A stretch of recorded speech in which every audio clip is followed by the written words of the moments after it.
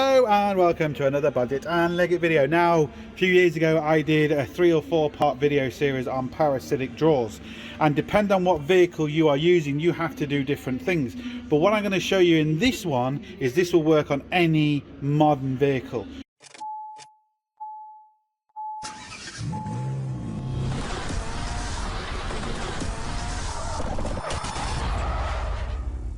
You start pulling fuses and disconnecting batteries and doing all that sort of stuff on modern vehicles, you're going to be waking up modules, you're going to be doing all sorts and getting fault readings. The very first most important thing you need to do is make the vehicle go to sleep. So even though I've got all the back doors and everything open, I've locked all the locks and I've left it for an hour at least. Some modern vehicles you might have to leave even more, but we need the vehicle to completely go to sleep, because if modules start waking up we're going to have, we're going to get false readings. I've already kind of diagnosed this one, unfortunately, because it was fairly obvious, but I want to go through the procedure so you can actually see. We have the DVD player and the CD player thing down because this just comes on randomly every couple of minutes. You'll see the light start flashing, which then puts a huge draw on this 5 amp fuse, and then also what happens is the airbag system just comes on. We put a brand new battery in this car because it was been crashed and he was repairing it, and we knew the battery was gone anyway, and then after a couple of days the battery was completely dead, so we knew we had a big draw. So when I came to it today to actually test it, I heard the pump just spinning to getting really hot. It was just as if someone's turned it on, but the car wasn't. It didn't seem like the arse was down on the airbag suspension. It seemed like it was fairly level. So I don't know if we've got an electrical issue here, but what I've done is there's 3 fuses that I've picked out and a relay, and I've picked them out through both of these machines, and I'm going to show you how I did it, to how we actually found the problem, but now we've got to kind of fix it. But the customer is just putting this into storage, so at the minute he's not going to go through it properly, in the sense of we know kind of what's wrong, but we're just going to pull the fuses for the minute. But at least you get an idea on how to do a parasitic draw in the real world. Right, so I'll show you the 2 different techniques just so you know what is going on and how to do it. Look at that there, that's just turned on, and it does that every so often, and when it does that we get a big draw. I just turn on this machine, I'll show you how to use it. I'm gonna go in. So what I'm gonna do, I've got it to amps. I'm just gonna go to, oh, that's the wrong one. So go to amp draw, press OK, 0 to 900 milliamps. Right, now that's still on. And I know if I go to fuse number, or the 5 amp fuse, I do it quickly before it turns itself off, we get quite a big amp draw. Now look at that. It did go, I have got it to, if you just wait a second, it will go up to 100 odd. Again, this is a traffic light system on this. So what's really good on this, it tells you essentially if it's too high of a draw.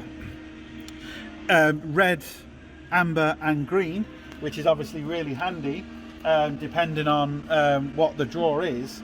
But let me just see if I can get this to go high again, because it just, see, that's okay at the minute, but then it just fluctuates and it goes all the way up to 100. It's not going to do it now because I'm filming it. That's just bloody typical, isn't it? Unbelievable. Come on. Anyway, I will get it to do it hopefully. But what I do is, for quickness and easy sake first, thermal imager, and what we can do is we can run across the fuses very quickly, and you can actually see, look at that fuse there. That's the 5 amp fuse that I was just testing. It's a lot hotter than all the other fuses around. You can see it there, look. Very quickly with that you can see which fuses and that are hot. Then we go with this just to be 100% sure, to actually check it properly as a final thing. So let me, is that just settled down now? Alright, no, yeah, it's settling down now. Oh, it's just turned itself off, that's why. So it's turned itself, I have to wait for that to turn itself back on so I can get you the high draw measurement. There we go, look, 110, 111, Now it's going back down. So we caught it on camera, 108, it's going back up.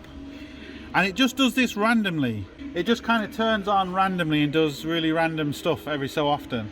Ignition is off, obviously, everything is off. Now that is a high draw coming out of one fuse, and when this car isn't used every single day, that's the key. If it was used every single day, wouldn't be a problem, but it's not. So of course this, over a period of time, is bringing down the battery, which is kind of bad. And I don't understand why this just randomly turns itself on, turns itself off. I can understand the pump turning itself on and off if there's a leak in the system, you know, that makes sense.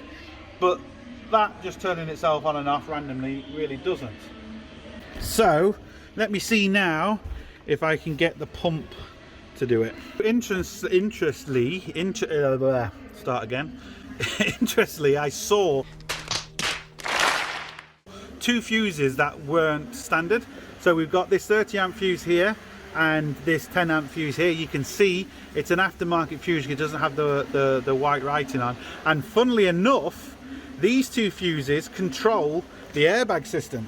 So I noticed that quite quickly. And like I said, when I came to it, I heard this pump starting. So what's going to happen is, I'm guessing, and again, I can't go fully into it yet because the customer just doesn't want me to, but I'm guessing there must be a slight leak in one of the airbag system, in one of the airbags, I'm guessing, and every so often that's going down, the car is recognizing it and turning the pump on. Now again, when this car isn't used for 3 or 4 weeks at a time, that pump might come on 3 or 4 times a day. And believe me, when this bad boy comes on, I'll see if I can get it to come on.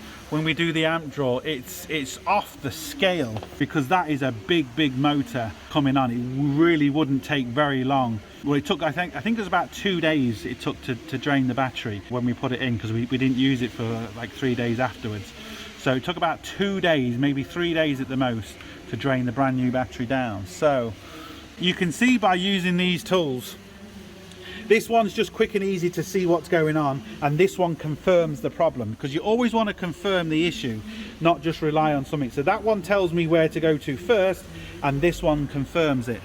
And very easy, we can see through the fuses, because on a modern car, if you start pulling these fuses, you can turn on systems and turn on modules and get, you know, really bad faults reading. So right, it's been a few seconds for you, it's been about a week and a half for me. Right, so if this now starts, I know I've sorted the power cylinder jaw. I've disconnected the DVD player and I've disconnected the airbag system. This car now has been here for 1.5 weeks, maybe 2 weeks. And as you can see, the wheels have been changed. It hasn't been started, but the wheels or the body doesn't look like it's down. It looks pretty much even all the way around. Let's see if this starts. Right, I just noticed something. I used my measuring implement, a block of wood. I'll try use a block of wood again. So again, I just tried to get a tape measure but couldn't find one. So I put a block of wood in there. You can see I can more or less fit 2 fingers in on this side. I come to this side with the block of wood, and I can barely fit a finger in. So now I know what some of you experts were just about to type. Hold on a second, there's no air suspension in the front. Yes, you are correct, there isn't. But on any vehicle, it's the front that you can actually tell better when the rear goes down. If you think about it, if a rear goes down, the front of the vehicle goes up, or either twist to the sides, depending. And because it's longer, it's easier to see the difference. Just like when you've got a line and it's slightly going off, the longer that line goes off, the easier it is to tell. So what you can actually do is, if you're unsure and you can't get the exact right measurements from the back, it can be off, say, 2 mil at the back, and it could be 15 mil at the front because of the length of the vehicle. So it's always easier, especially with a piece of wood like I had, to see if there's any difference from the front rather than the back. So if you were just about to type something, yeah, you don't know everything, do you? There's definitely a difference there. So we might have a slight little leak. But he's not worried about what's wrong at the minute. He just wants to get it starting. We can come and actually fix it another day. Let's see if this starts. Where's the keys?